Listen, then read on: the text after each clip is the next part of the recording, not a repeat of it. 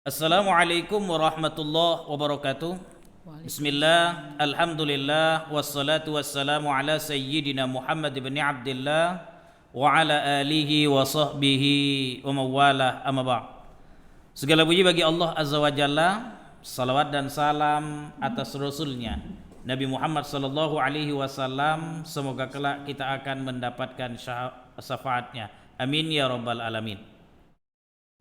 Para pemirsa TV MUI Medan untuk Medan dan umat, hari ini podcast TV MUI Medan kehadiran tamu Ibu Hajah Emi Elia Megasaragi SAG SHMA. Ini dari Komisi Hukum AM dan Anti Narkoba. Nah, para pemirsa TV MUI Medan, hari ini kita akan ngebahas tentang judulnya terkait dengan nafkah anak dan istri setelah perceraian. Tapi sebelumnya kita sapa dulu Ibu Hajah Emi. Assalamualaikum Bu. Waalaikumsalam. Iya, sehat Bu ya? Alhamdulillah, Iya, Ustaz. baik Bu. Kita tahu bersama ya bahwa dalam rumah tangga itu ada kewajiban yang harus dipenuhi oleh suami, namanya nafkah. Nafkah itu ada 3 jenis ya, ada sandang, pangan, papan. Nah, tentu kalau dia masih satu hubungan, masih ada hubungan suami istri, ini tidak akan menjadi persoalan, pasti ditanggung jawabi oleh suami. Nah, sekarang yang ingin jadi pertanyaan di kita itu ya kadang-kadang terkait dengan nafkah yang diberikan setelah terjadinya perceraian. Namun sebelum itu bisa nggak Bu dijelaskan nafkah itu apa ya Bu ya? Ya. Kalau nafkah secara umum lah yang dibahas oleh kompilasi hukum Islam yang kita pakai sehari-hari di pengadilan agama, pemberian suami kepada istri dan anak sebagai pemenuhan kebutuhan hidup. Iya. Itu yang ininya lah, bahasa secara umumnya lah. Terus nafkah itu kan ada 2 sebenarnya kalau dalam waktu menikah, ada nafkah lahir untuk istri, ada nafkah batin. Iya. Mungkin yang kita bahas hari ini kan mungkin nafkah lahir lah ya, buat istri dan anak-anak. Baik.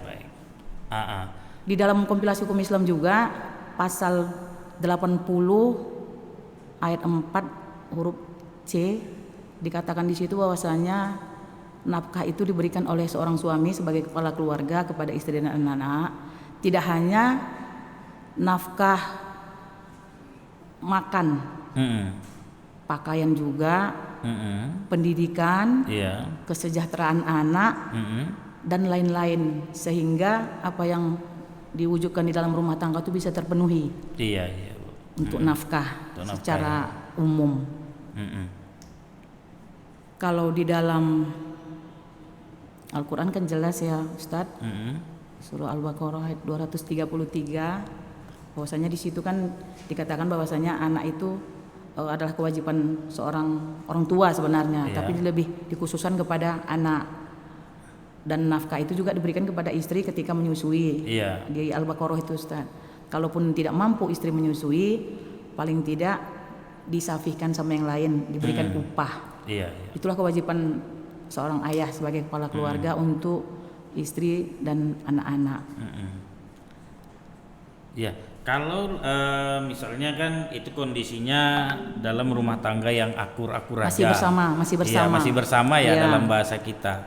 Nah, kalau misalnya katakanlah terjadilah perceraian saat itu anak masih kecil, kira-kira apakah suami ini masih dibebani nafkah terhadap anaknya atau tidak ya Bu? Kalau perceraian Ustadz, apabila terjadi perceraian ada 2.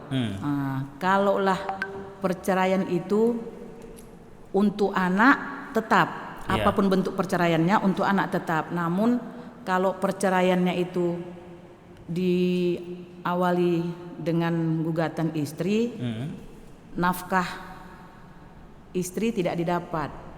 Istri tidak dapat ya? Iya, dulunya. Dulunya. Kalau perceraian itu diawali dengan suami, cerai talak, di kompilasi hukum Islam diatur pada pasal 149, ada 4 poin di situ, bahwasanya istri yang dicerai suami mendapatkan hak-haknya dan kewajiban suami mengeluarkan yaitu nafkah mut'ah. Mut'ah itu berupa kenang-kenangan baik uang ataupun benda yang sama disepakatin. Mut'ah itu untuk istri yang dicerai namun dalam keadaan ba'da dukhul. Oh, ba'da dukhul. Harus digarisbawahi Ustaz, ba'da dukhul. Udah campur artinya kan. Kalau qabla dukhul mut'ah tidak wajib bagi istri walaupun istri yang dicerai. Yang kedua ada namanya maskan, tempat tinggal. Wajib suami menyediakan. Ada namanya pakaian kiswah, wajib suami menyediakan. Terus nafkah iddah. Iddah istri kan 3 bulan. Kalau dia cerai hidup, kalau dia cerai mati 40 hari. Terus kalaulah nafkah iddah ini sebatas istri tidak nusus. Nusus mungkin kita tahu ya Ustadz, nusus itu istri yang durhaka, yang tidak menjalankan perintah suami sebatas sesuai dengan hukum syariat kita kan. Nah, itu kemudian di 149 itu diatur juga masalah nafkah anak. Nafkah anak diatur nanti khususnya itu di pasal 105 kompilasi hukum Islam.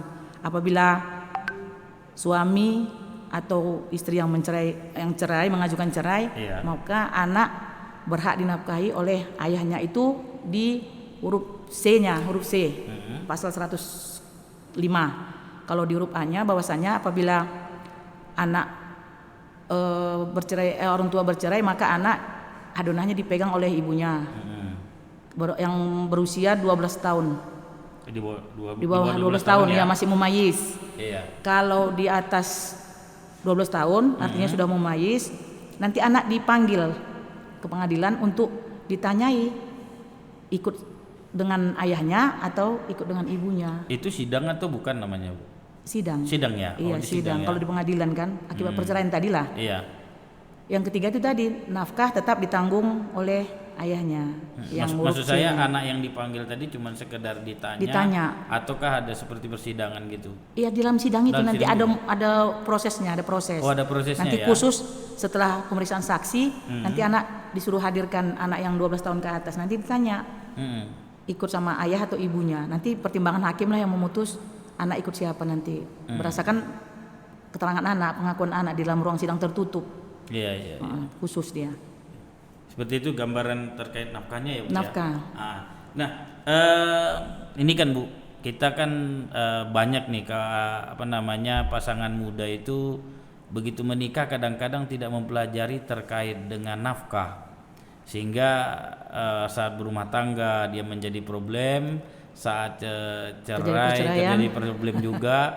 Kira-kira nih Bu sebagai perwakilan dari anggota Komisi Hukum ya di MUI Kota Medan, bisa nggak ngasihkan nasihat apa gitu untuk pasangan muda atau sebelum yang menikah gitu terkait dengan nafkah?